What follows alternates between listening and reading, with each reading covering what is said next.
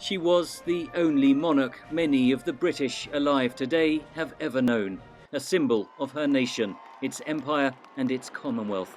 She personified British strength and character, long before she even knew she would be Queen. I declare before you all that my whole life, whether it be long or short, shall be devoted to your service and to the service of our great imperial family to which we all belong.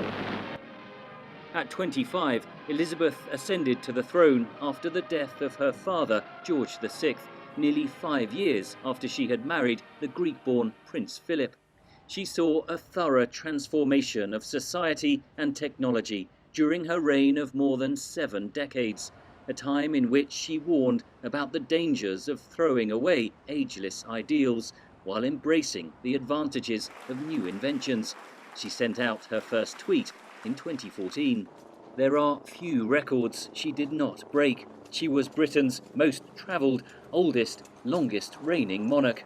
As head of the Commonwealth, the Queen has links with the past. Sometimes it's a past that's difficult to come to terms with because you think of empire, you think of colonial exploitation, for example. But so far as the Queen is concerned, you think of her dedication to the organisation. She represented Britain in friendships with those who held in common the British values of freedom, equality and democracy. With dignity, she faced those who did not. Being seen with her was a means of gaining the appearance of prestige. The Queen was not immune to criticism in her own country. The left targeted her as a symbol of an institution out of place in a postmodern, neoliberal and democratic world, and a burden on the British taxpayer.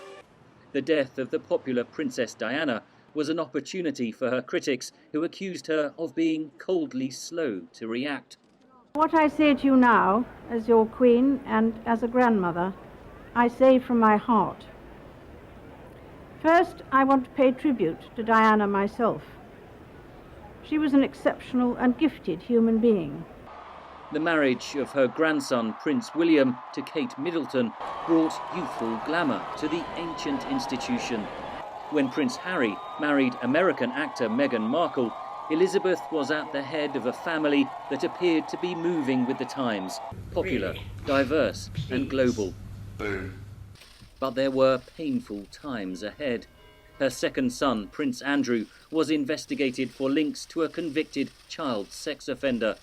Harry and Meghan fell out with the royal family amid accusations of racism.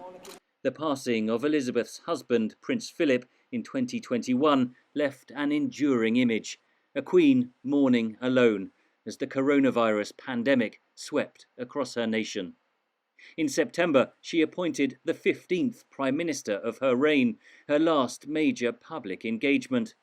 Queen Elizabeth remains a giant in the history of one of the planet's great nations, a bridge between Britain's colonial past and its future as a global player in a world vastly different from the one she was born in.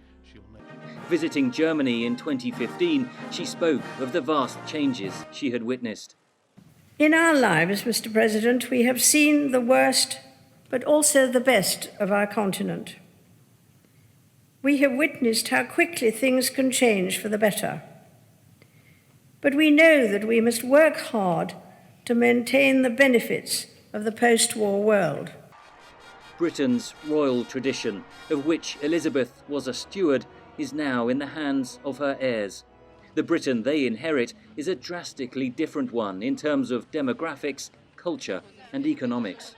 In a globalised, pluralistic world, their job of projecting an image of greatness is no less complicated.